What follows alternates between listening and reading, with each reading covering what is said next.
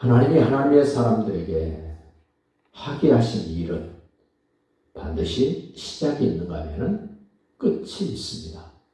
다만 그 시작을 어떻게 하고 과정을 어떻게 하고 마무리를 어떻게 하느냐가 무척 중요합니다. 솔로몬이 왕이 된 지 4년 만에 아버지 다윗이 준비해 놓으신 그 성전 건축에 대한 완벽한 준비해 놓으신 그대로 이제 솔로몬이 성전을 짓기 시작합니다. 7년 동안 정성을 다해서 성전을 건축하고 왕궁을 짓기 위하여 13년 동안 엄청 애를 써서 건축을 마무리했다. 그 과정은 뭐 좋을 수도 있고 힘들 수도 있고 어려울 수도 있고 수월할 수도 있습니다만은 하나님이 나를 통하여 하시고자 하신 어떤 일은 시작이 있고 반드시 끝이 있다는 것을 기억을 하시고 그 일을 시작하고 마치면 어떤 것들이 펼쳐지는가에 관심을 가지고 한번 보십시다. 9장 1절입니다. 솔로몬이 여호와의 성전과 왕궁 건축하기를 마치며 자기가 이루기를 원하던 모든 것을 마친 때에 자기가 소원한 것을 다 이루고 마치기까지 얼마나 애쓰고 힘썼을까.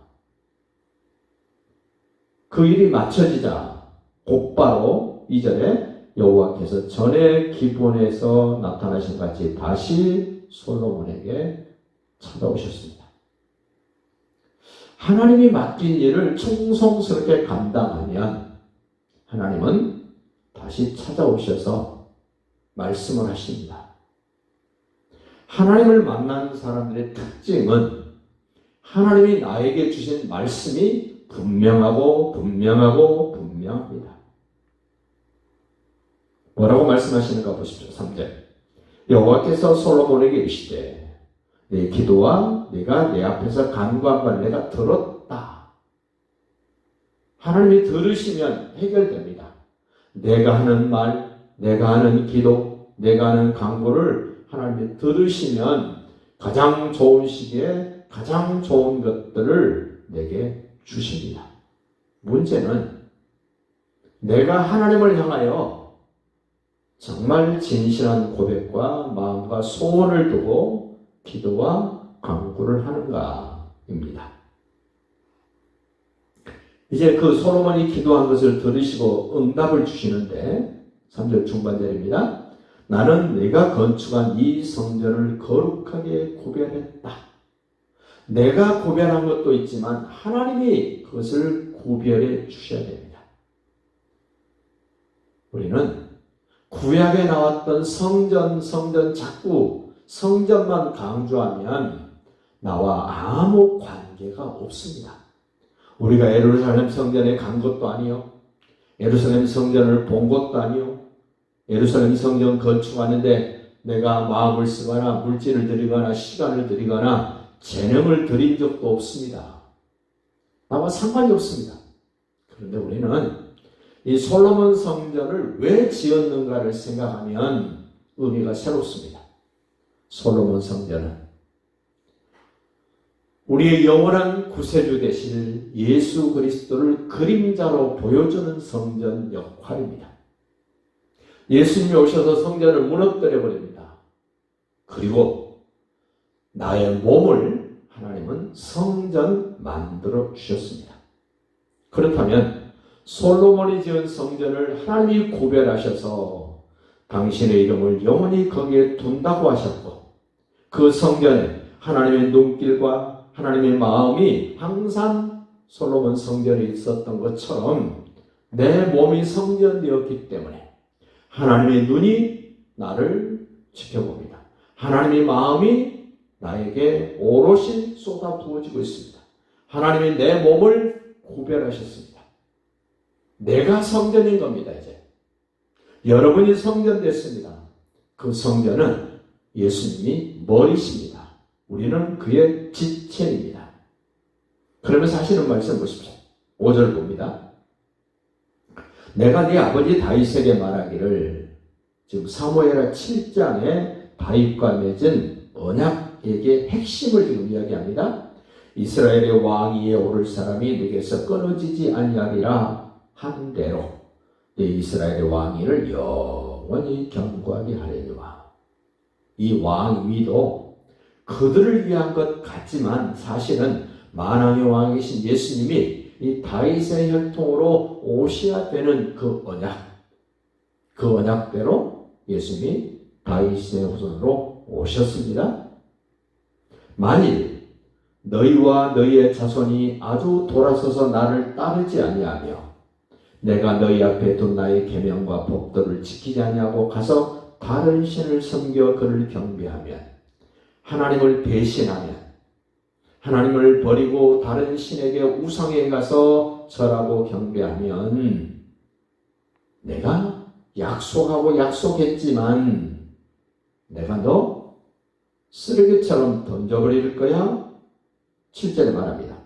내가 하나님이 이스라엘을 하나님이 그들에게 준 땅에서 끊어버릴 것이요, 하나님의 이름을 위하여 내가 거룩하게 구별한 이 성전이라도 내 앞에서 던져버리겠다. 무가치하게 만들겠다. 그래서 하나님이 버려지니까 세상 사람들의 속담거리가 되고 이야기거리, 비웃음거리가 되어버립니다. 그대로 되었습니다. 이스라엘 백성들이 하나님을 버리고 가나안 땅에 우상을 섬기자, 이방 땅에 우상을 섬기자 예루살렘 성전이 무너집니다. 이스라엘 가나안 땅이 이방인에게 짓밟힙니다. 9절 다시 보십시다. 이방 사람들이 뭐라고 물으면, 왜 성전이 이렇게 됐는가 하고 물으면 그들이 대답하기를, 그들이 그들의 조상들을 이집트 땅에서 인도하내신 그들의 하나님 여호와를 버리고 다른 신을 따라가서 그를 경배하며 섬김으로 여호와께서 이 모든 재앙을 그들에게 내리시리라 하리라 하셨다. 무슨 말입니까? 하나님은 살아계신 분, 아멘. 하나님은 말씀대로 하시는 분, 하나님은 지금도 나를 유심히 자세히 구체적으로 살피고 계시는 하나님. 내가 무슨 영적인 싸움을 하고 있는가, 내가 지금 하고 있는 일상이 무엇인가를 정확하고도 분명하게 보시는 분, 무시할 수 없는 분, 실질적으로 살아계신 분인 것을 이스라엘 역사 속에서 솔로몬이 지은 성전의 형태를 보면서 하나님이 말씀하신 말씀이 성취되는 걸 보면서 우리는 느껴야 됩니다. 그러면서 오늘 10절로 14절에서는 솔로몬 성전 건축과 솔로몬의 왕궁을 건축하는 일에 아주 적극적으로 협력했던 대표적인 사람 한 사람이 언급이 됩니다. 히람이라는 사람입니다. 11절 보십시오. 갈릴리 땅의 성읍 20곳을 히람에게 주었으니 솔로몬 성전 지을 때 백향목 잘라주지요, 금 갖다 주지요, 일꾼들 보내주지요.